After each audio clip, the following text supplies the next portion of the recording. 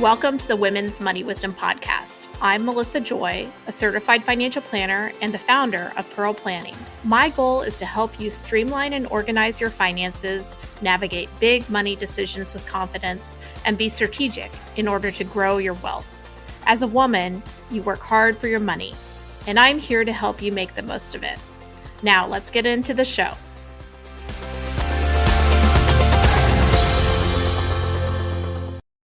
For many, if not most of us, Medicare is a part of the retirement plan. And that is a completely new healthcare regime that often people need extra guidance. Today's guest, Cameron Giardini, is just that person. He's the educator and guide when it comes to Medicare choices. Cameron is an independent Medicare broker and educator with Giardini Medicare. He is the Medicare rabbit hole guy who turns complex rules into practical guidance. And we've had him on the podcast in the past, as well as Joanne Giardini. And glad to have you back again for another What's Going On with Medicare, this time for 2026. Welcome, Cameron. Thanks for having me, Melissa. It's always there's always something happening. So I feel like we can come back every year. I mean, everybody eventually that is, kind of a working U.S. citizen often plans to use Medicare in retirement, but we don't use it till we get there. So it leaves a lot of, kind of wanting for education. There's some decisions and choices to make. And so people say maybe it's at age 62, maybe 60. You hear rumblings of it with your friend group, and that's about it. Yeah, it's water cooler conversation. I have heard it when I was camping. I've heard people talking at campfires about when Medicare might start. So did you speak up, or did you just listen in, or what were you thinking? No, it was dark. I was just listening and eavesdropping on it. So it's a good example, though. You can never escape it. Well, why don't we start there? If somebody is just like, okay, I've probably heard of it. Is it Medicare? Is it Medicaid? What is Medicare and when does it start? Yeah, so Medicare is, strictly speaking, is for the vast majority of people, it's when you turn 65. That's when you're eligible for Medicare. Now, eligibility and cost, it depends a little bit on your work history, as you alluded to. As long as you meet the 40 quarters, basically 10 years of working through your record or a spouse's, you qualify for premium-free Part A of Medicare. And then you also have Part B of Medicare. But either way, it's designed for adults age 65 and older. And it's just health insurance. It's another type of health insurance for those people that are age 65 plus. It was, of course, designed to take over after employer insurance, assuming most people are retired at that point. And there is another part of it. I hate to say just 65 plus, because if you do receive Social Security disability under age 65 for a couple of years, or if you have ALS or end-stage renal disease, you can get Medicare before age 65. But for, again, most people, just think of it as health insurance for those 65 plus. I have so many people not income, not Medicaid. Yeah. 65 becomes it used to be, kind of considered full retirement age, but it still is when it comes to health insurance. We had a separate episode recently talking about pre-age 65 health insurance, which can get very, very expensive. But then you kind of drop down, but you also need to make some choices. So first of all, if someone's a listener or their family member is a listener's family member is approaching age 65, at what point in time do you suggest they need to really get serious about educating themselves and making decisions? I would say to get serious about it, it's really 6 months before you turn 65 is what we recommend. And serious doesn't mean you're going through hours of content and going down a bunch of rabbit holes that I tend to go down myself, but it's really just, okay, what will it cost me? Am I just eligible for it? Can you compare, or can you verify your work history? Just make sure you're good to go on costs and eligibility. And then it's just trying to figure out so you can go to your Social Security portal and your SSA.gov portal. It should say whether or not you qualify for premium-free Part A of Medicare. Perfect. I can even see that in mine. And again, it's not, most people do. I'm not here to scare people into thinking you won't qualify. No, typically people qualify. Yeah. But you can do that. And then you can just figure out, okay, what does Medicare cost? Kind of the base rates, because it does come with a premium. Most people, a lot of people do think it's free just based on what you've paid in taxes over time. So it's familiarizing yourself with when you can sign up, what it's going to cost, and some of the options. But definitely 6 months beforehand. Don't do it 3 months, or don't do it 3 years. Don't do it 4 years. A lot of people tend to do that as well. And they say, okay, I narrowed it down. And then by the time it's 4 years from now, all the plans are different. So just relax, and probably 6 months to a year. Perfect. And just for full disclosure, Giardini Yeah. Medicare, you're an insurance broker. You're helping people to analyze their choices. You are compensated with a commission that is similar to what any person placed in the insurance. It's not like a new cost if you use an insurance broker No. versus if you purchase it directly, at your pharmacy or something like that. It's the same cost. Is that right? Yeah, and we're not affiliated with the government. I'm not here to try to trick people and saying we work with the government. We're not ship counselors, if you've ever heard of that. Those are just independent volunteers that help people. They're not compensated. But yeah, like Melissa was saying, we are compensated by the insurance companies. We are brokers, so we work with dozens of different insurance companies. But if you call them directly, the insurance company, or if you call us, it is the same exact price of what you're getting. Perfect. And then what are some of the options? You mentioned A and B, but what are some of the choices that people will make? I guess we should first mention Yeah. many, if not most people, will start at age 65. If you work for a large employer and you're still employed, would you start then, or what are the options for those people? Yeah, so just to go back real quick, the biggest thing, like I said, with the 6 months, it's do you need Medicare is a thing that Joanne and I always say. It's just taking a step back and saying, okay, I get it at 65, but do I need it? And that sounds dumb because why wouldn't you need it, right? Why would you not want something you qualify for and you benefit from? But just because you can get it at age 65, it doesn't always mean you do need it. So if you're working at a large employer, or if your spouse is working at a large employer and you're covered by their plan, then you can typically delay Medicare past age 65. I mean, we've had people up until age 80 not even Wow. collect Part B or not even enroll in their Part B of Medicare, just because that does come with a cost. You are paying for Part B most of the time. So if you have decent health insurance through that large employer, it might make sense to delay it. So that's where that 6 month conversation comes into play, of talking to us or talking to anybody and figuring that out. And the large employer, just to clarify, it's determined by 20 or more employees. So it's not even a 1,000 person employer. You might be thinking large is actually pretty small when you think about it. So, So right. So if you're at a small employer, if you're retired, yeah. oftentimes in many, if not most cases, you're going to be enrolled, but there can be some exceptions. Yeah, it's covered by active employer coverage through yourself or a spouse is really more of the technical definition. So like Melissa said, active employer doesn't mean retiree. If you're part of the big three, auto workers, and you're retired at 60, waiting to 65, you might have coverage through a former employer, but that's not active employer coverage. Or if it's under 20, those small employers, you'll almost certainly want Medicare to go with it at least. Perfect. And then I know there's some additional choices or elections. Can you take us through some of the considerations? As far as timing goes, or just, oh, Or the like additional what you're coverage signing up options? for? Yeah. Yeah. So it's really A and B. That is Medicare. I'm not even going to get into what they cover, what they do, because it's pretty easy to It's find that basics and on standard. Medicare's. Yeah, it's pretty standard for everybody. So A and B, whenever you talk about those letters, just think Medicare. And again, if you think Medicare, think health insurance, whatever makes it easy to break down for you. And then beyond that, it's really, you'll probably hear about 80/20 coverage. People say, okay, I know Medicare covers most things, but not everything. I need something else, right? They vaguely know that there's probably something else they need to do, really, or else we wouldn't have a job. Because if Medicare covered everything, there There's would be just one nothing to choice, discuss. Yeah, it would be on easy. or off. But so when you have Medicare, original Medicare A and B, from there, you really have the path to either go with Medicare Advantage or to go with a Medicare supplement. And just for the sake of keeping things simple in this podcast, it's Medicare Advantage is like that private alternative to Medicare. It's through insurance companies. Pretty much anytime you see a commercial, if it talks about extra benefits, if it talks about low premiums, if you see a billboard in Michigan it's probably Medicare Advantage. Those are heavily advertised, and that's the one path you can go. It's more, I guess, typical with what you think with health insurance. You have the low cost, you pay as you go, and you have a max out of pocket, those kind of things.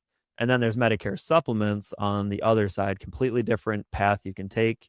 And that is also known as Medigap.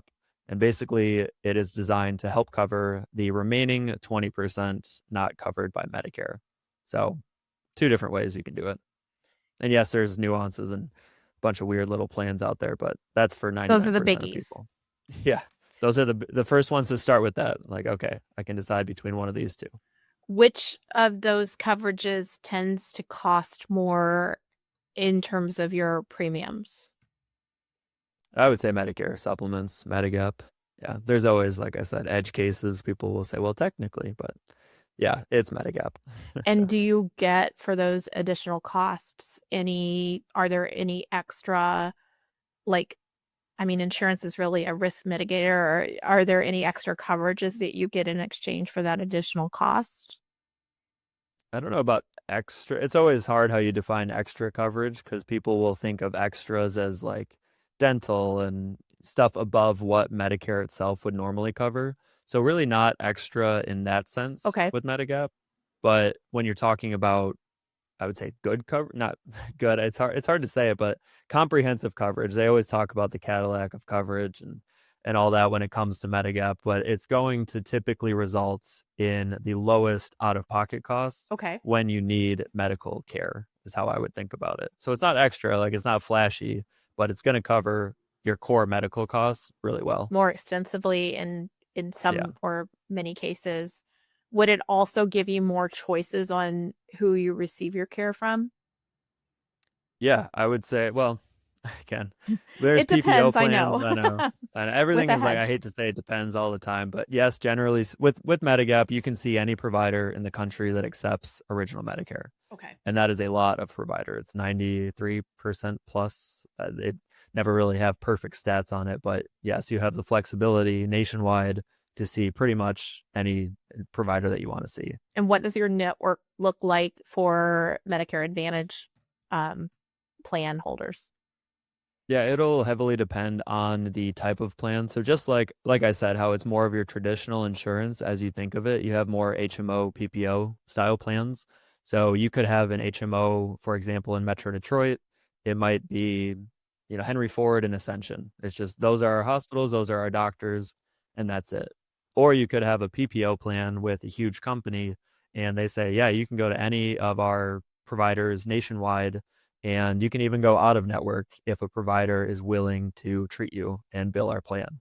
So it can really heavily vary, but neither one is going to be as accessible or as, I don't want to say freeing, but you're going to have the least amount of restrictions with Medigap when it So comes to network. potentially more, and we use this with a hedge, but Yeah. typically more flexibility with Medigap, but also Hmm.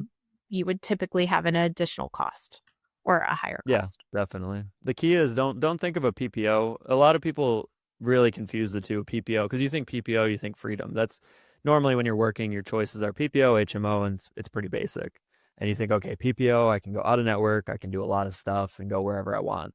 So people will think, oh, I want a Medigap plan because it's a PPO, but it's not. It's Medigap. You can just go anywhere they accept Medicare.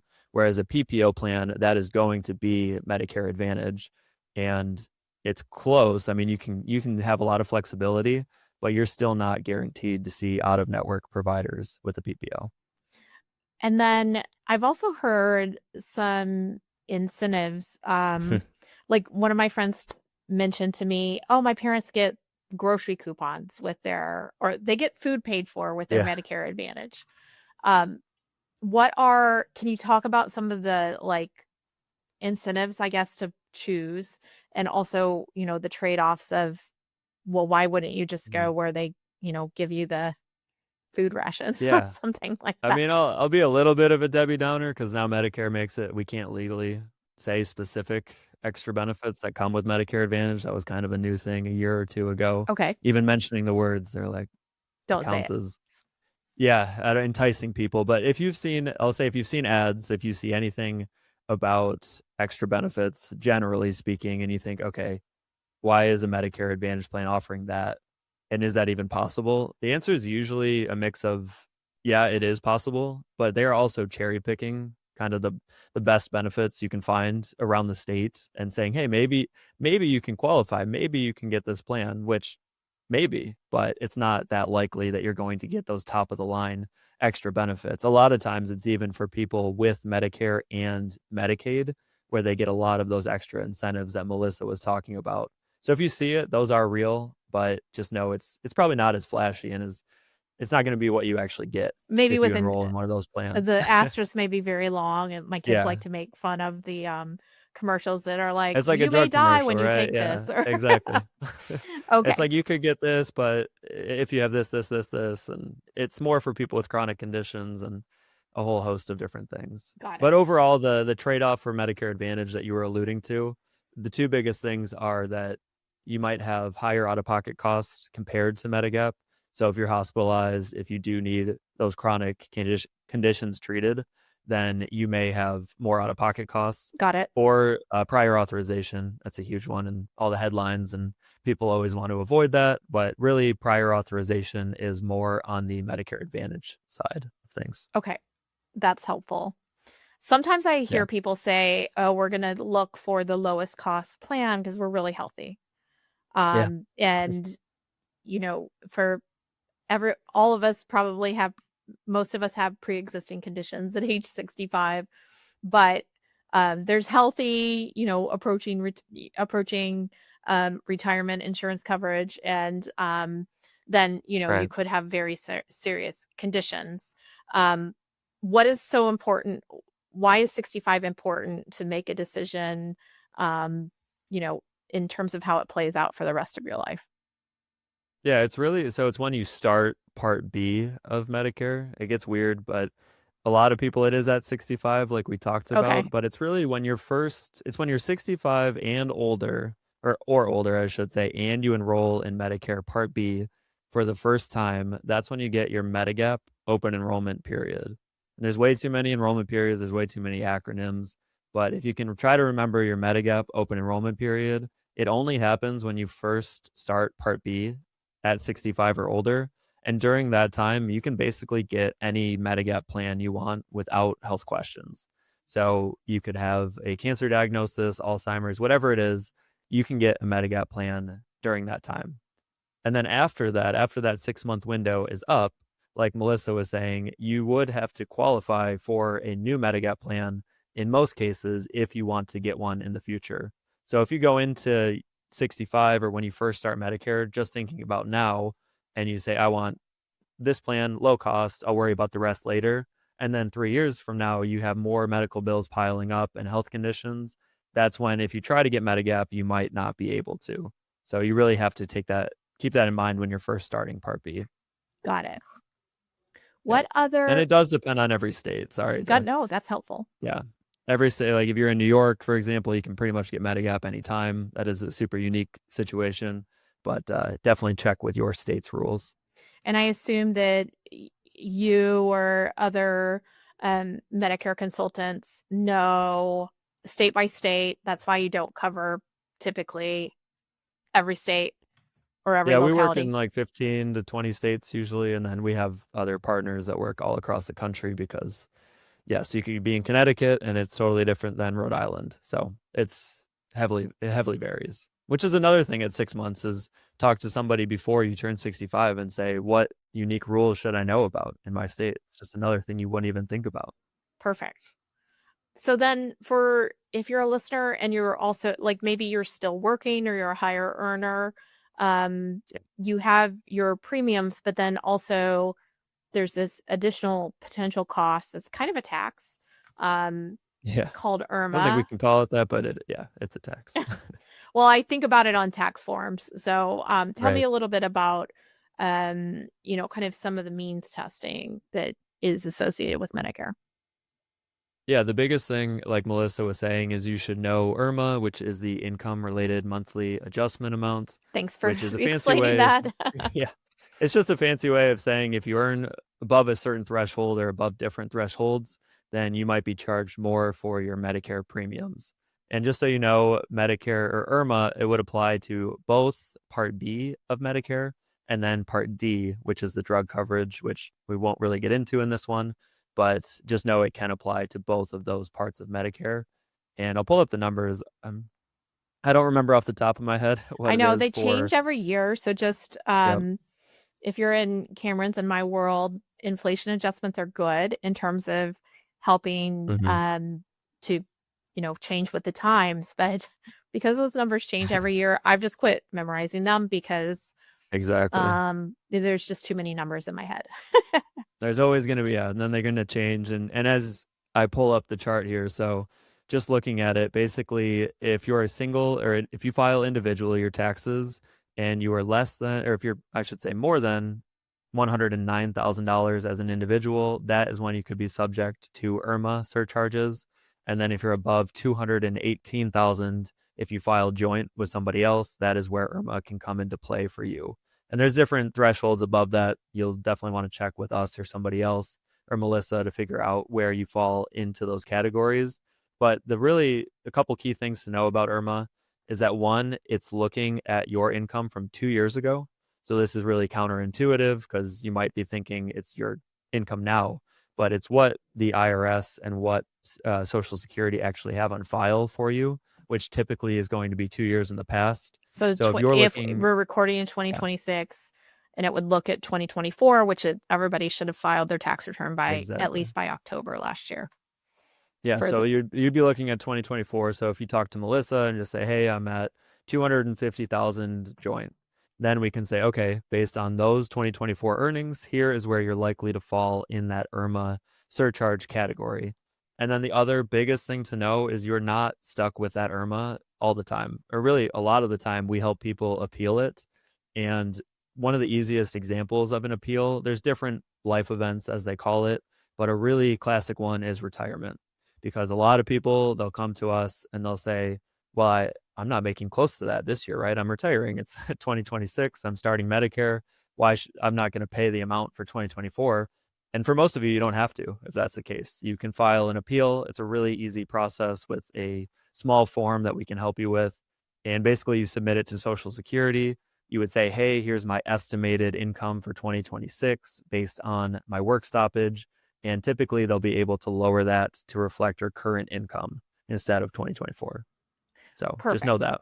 And Yeah, I keep those numbers, even though I don't have, and by the way, there's thresholds. I think there's 4 or 5 hmm different like kind of levels that gets more expensive if you go yeah. The into. highest level is 750,000 joint income and 500,000 And what single. and how much is that adding on to the premium? Do you have that pulled up, or it's okay if not? But Yeah, it would add all the way. So it would add. This is an additional $487 per month on top of your Part B per premium, person, and then correct? If they're another. both, yeah. Exactly.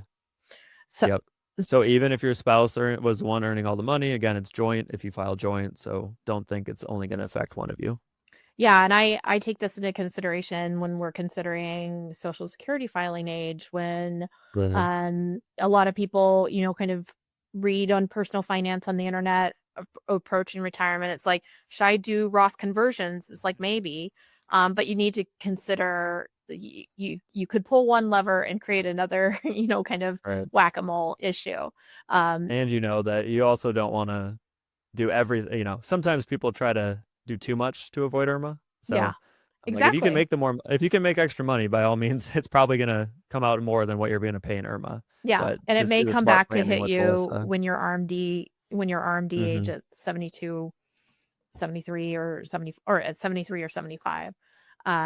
So yeah, lots to consider. That's why, Yeah, we usually just hope you had somebody help you like Melissa who planned because that's not what we do. We tell you how to appeal it and what it might be, but we just hope you had somebody else like her before that.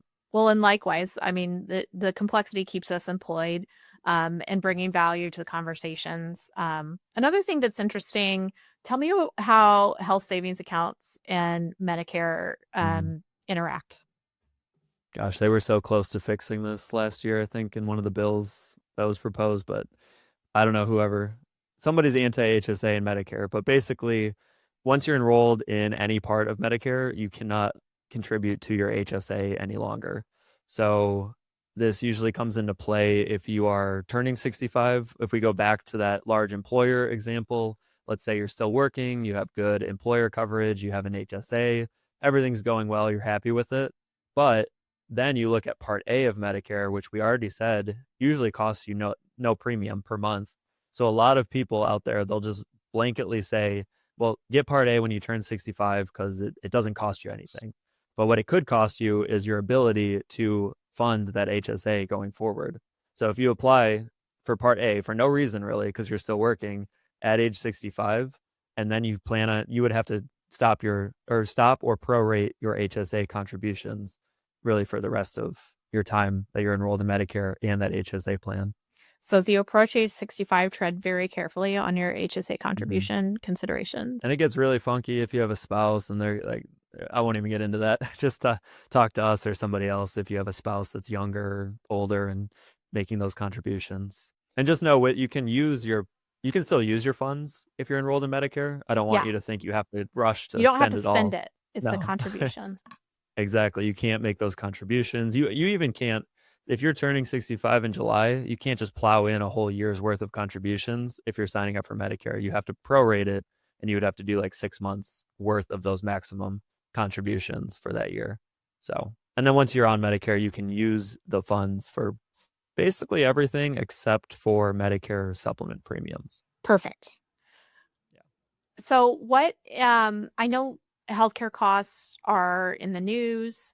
Medicare is often in the news. Medicare and Medicaid are a huge portion of government budgets. Tell me what's like kind of some bullet points of, like news headlines on Medicare for 2026. Everything's getting worse, unfortunately. Sounds like 2025 was really difficult for Medicare providers. Like, were things getting more expensive or less coverage? It's just medical inflation. And so all the underlying costs of everything is going up with healthcare, which in turn always makes its way back to the plans. It makes its way back to us. Even for agents, no one really cares, but a lot of the plans are cutting commissions to us because of that, and they're getting squeezed. But really, I guess the reason people care about that is you want credible, educated people to be in the business to assist. And if we can only assist you if we get the commission. I mean, I would love to do it for free, but we just can't. We have employees, and it's like everybody else. So we need that. And if you want the help of brokers going forward, that is something that it could be impacted depending on if those cuts, if they continue. But yeah, it all comes down to everyone's just being squeezed on all sides because Medigap plans, gosh, if we had this conversation 3 years ago, I would have said, if you have a Medigap plan, they do increase every year, the premiums. And we used to say, 5%, 7%, that's probably something to expect. But now in Michigan, we've already looked at dozens of companies, and they're averaging about 20% increases for this year. Interesting. So, yeah, 4 or 5 times of what we would have expected in the past. So those are getting super expensive. It is causing some people to have to go to Medicare Advantage because they simply can't afford the Medigap plan. And you can go that direction without underwriting? Yeah, you can always get Medicare Advantage without health questions. Okay. So some people are forced to do that. And then, but Medicare Advantage now, just literally yesterday, the government put out we'll call it a forecast, I guess, their funding forecast for Medicare Advantage. It's not set in stone by any means, but they basically are forecasting to keep their reimbursements flat for next year in 2027. So they already look at 2027. And if they keep it flat based on how much prices are going up, it really ends up being a negative for the plans. For the providers, the plans, It's for the insurance companies. So the insurance companies, then they have to do something. They have to cut commissions. They have to trim benefits. They have to raise premiums. So it's not like Medicare Advantage is avoiding it either. But yeah, the theme is everything's getting worse, and we just got to do the best we can to go with what we got. Yeah, I mean, it's a similar theme to what people hear in pre-65, what people hear with people working in medicine and healthcare. I wish it were better news. The ACA subsidies were all over the news. And the Medicare ones are, United Healthcare stock that was in the news today, but Yeah, it's always something. Yeah, so it's definitely healthcare and medicine is, if affordability is the key word for Americans, in terms of how they feel the way the country's going, then there continue to be challenges in these conversations. Anything Yeah, and it's been structural, the trend for people, a few years. So yeah, for sure. Anything structural people should be aware of that it could be adjusted, or mhm. people already on Medicare, other than knowing like there's a reason that seems like Yeah. your coverage is getting skinnier, but anything else that people should be aware Um, of? Structurally, no, not coverage wise, really. It's more of the premiums will go up to compensate. I guess the biggest, because Medigap plans, their coverage isn't going to change. The deductible will increase slightly, but it's still a really low deductible in the grand scheme of things. But it's the premiums, it's the drug coverage choice. I think choice is going to be the hardest thing. I know a few years ago we probably had 15, uh, well, probably 20 drug plans that I can think of in Michigan, and now we have like 10, and realistically, only 3 or 4 of those are like actually competitive. Okay. So choice is going to be the biggest structural change that I could foresee. Interesting.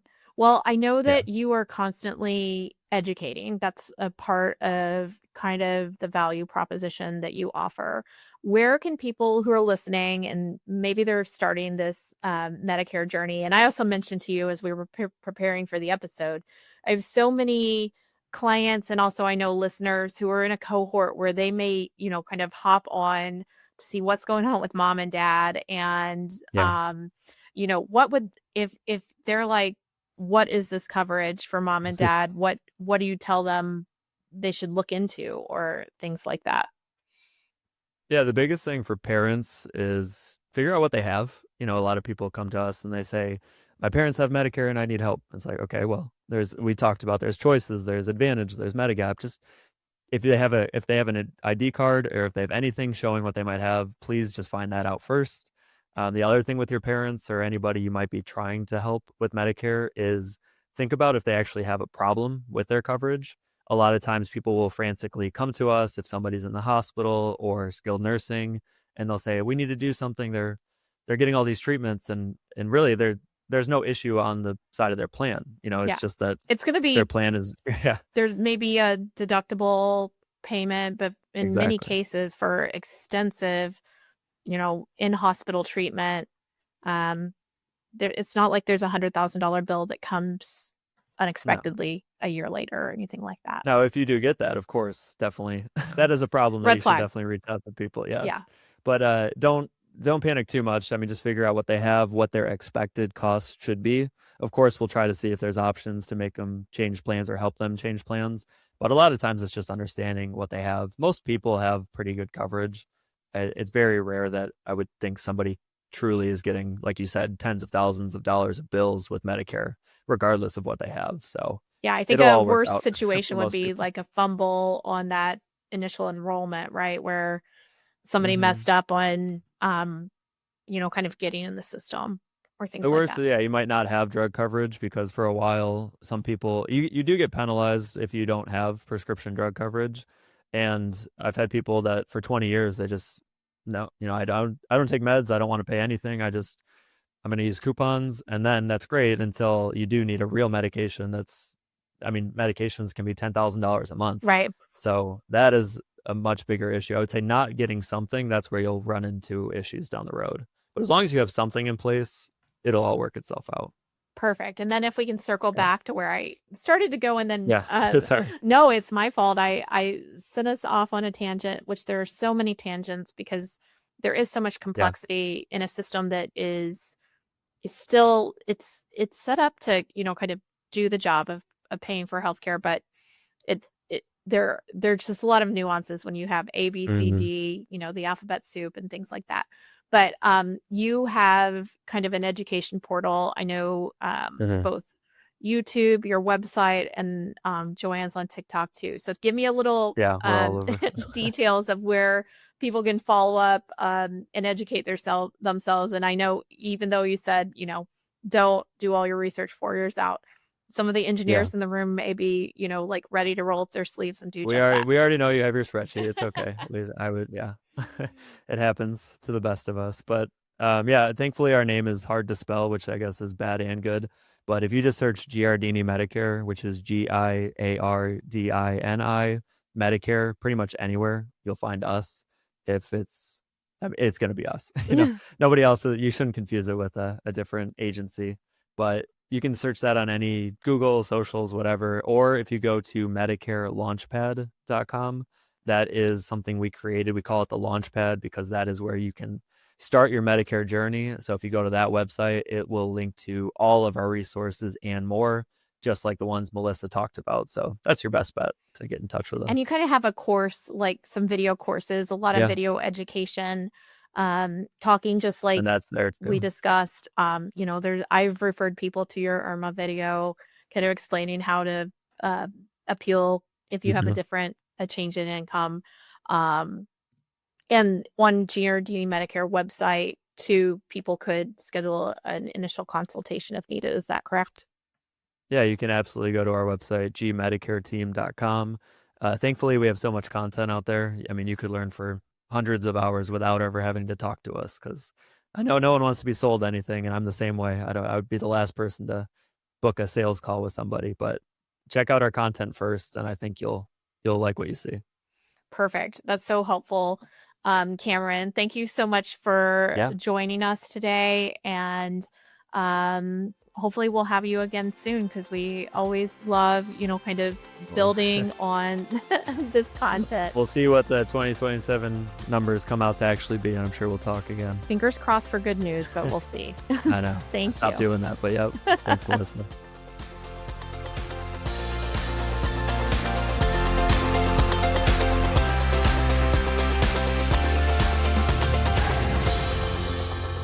Thank you for listening to the Women's Money Wisdom podcast.